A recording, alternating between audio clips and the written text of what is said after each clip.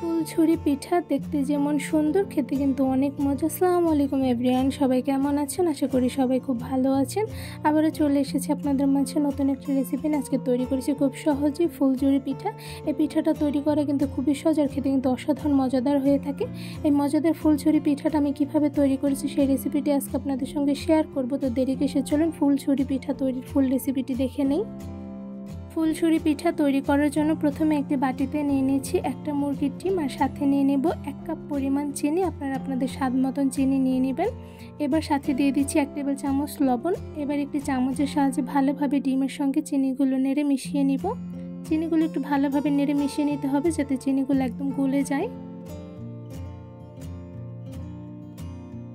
কিছুক্ষণ একটি চামচের সাহায্যে ভালোভাবে ডিমের সঙ্গে চিনিগুলো নেড়ে কিন্তু মিশিয়ে নিয়েছে। এদিকে দেখতেই পাচ্ছেন চিনিগুলো কিন্তু খুব ভালোভাবে গলে গিয়েছে।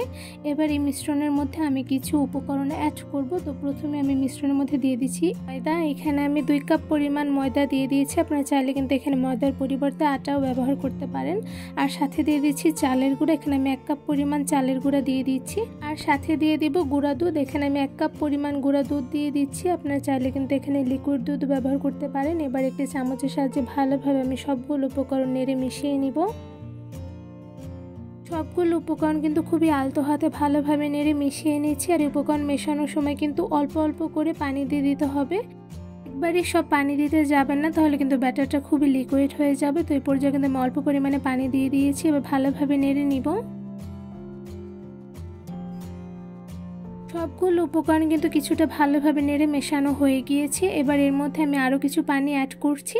এবার ভালোভাবে নেড়ে একটি পারফেক্ট ব্যাটার তৈরি করে নিব।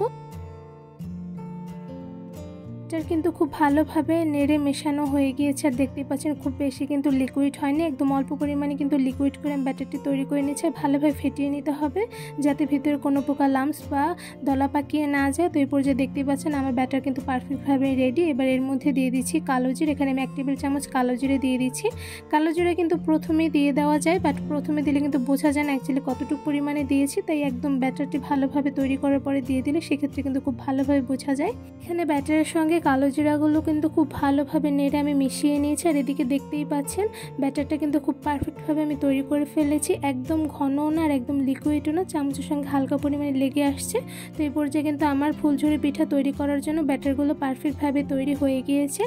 এখন এই ব্যাটারগুলো আমি একটি ঢাকনার সাহায্যে ঢেকে প্রায় 10 মিনিটের মতন রেস্টে রেখে দিব। ব্যাটারগুলো 10 মিনিটের মতন আমি রেস্টে রেখে দিয়েছিলাম। তো এই পর্যায়ে দেখতেই পাচ্ছেন 10 মিনিট পরে কিন্তু ব্যাটারগুলো অনেকটা পরিমাণে ঘন হয়ে গিয়েছে। এখন কিন্তু এই ব্যাটারগুলো দিয়ে খুব ভালোভাবে পারফেক্ট ফুলঝুরি পিঠা তৈরি করা যাবে।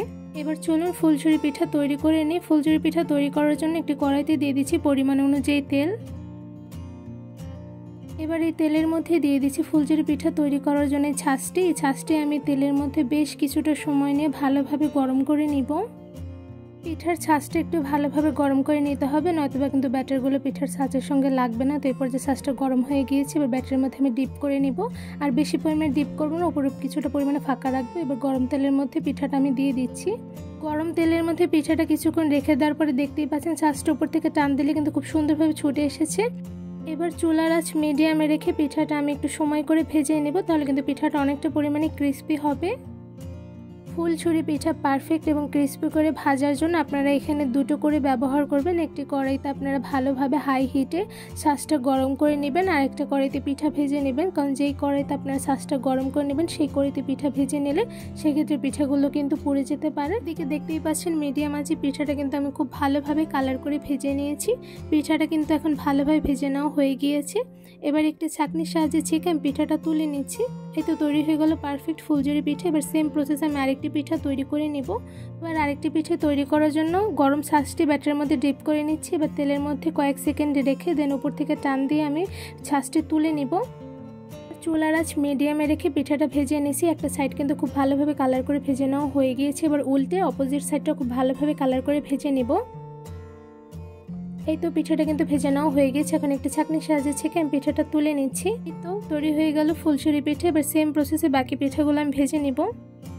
এই তো খুব সহজে অল্প কিছু উপকরণ দিয়ে তৈরি করে ফেলেছি পারফেক্ট অ্যান্ড ক্রিস্পি ফুলছুরি পিঠা। এই ফুলছুরি পিঠা কিন্তু তৈরি করা খুবই সহজ, শুধুমাত্র অল্প কিছু উপকরণ দিয়ে কিন্তু এই মজাদার ফুলছুরি পিঠাটা তৈরি করে ফেলা যায়। আমি একটা পিঠা আপনাদের দেখাচ্ছি, তো দেখতেই পাচ্ছেন কতটা পারফেক্টভাবে ফুলঝুরি পিঠাটা আমি তৈরি করে ফেলেছি। আমি একটা পিঠা আপনাদের ভেঙে দেখাচ্ছি অ্যাকচুয়ালি কতটা ক্রিস্পি হয়েছে। তো এখানে দেখতে পাচ্ছেন পিঠাটা এতটা পরিমাণে ক্রিস্পি হয়েছে যে ইজিলি ভেঙে যাচ্ছে। আমি আপনাদের আরেকটু ভেঙে দেখাচ্ছি অ্যাকচুয়ালি পিঠাটা কতটা পরিমাণে ক্রিস্পি হয়েছে। এই তো দেখতেই পাচ্ছেন পিঠাটা কতটা পরিমাণে ক্রিস্পি হয়েছে যে ধরার সাথে সাথে ভেঙে যাচ্ছে, সাথে কিন্তু খুবই সফট হয়েছে। আমি কিন্তু খুব অল্প কিছু উপকরণ দিয়ে পারফেক্ট ফুলঝুরি পিঠাটা তৈরি করে ফেলেছি, তা কিন্তু আপনারা আমার ফুল ভিডিও দেখে বুঝতে পেরেছেন। ফুলঝুরি পিঠার রেসিপিটি কেমন লেগেছে অবশ্যই কমেন্ট করে জানাবেন। রেসিপিটি ভালো লেগে থাকলে আমার চ্যানেলটি সাবস্ক্রাইব করে ভিডিওতে বেশি বেশি লাইক কমেন্ট শেয়ার করে আমার পাশেই থাকবেন।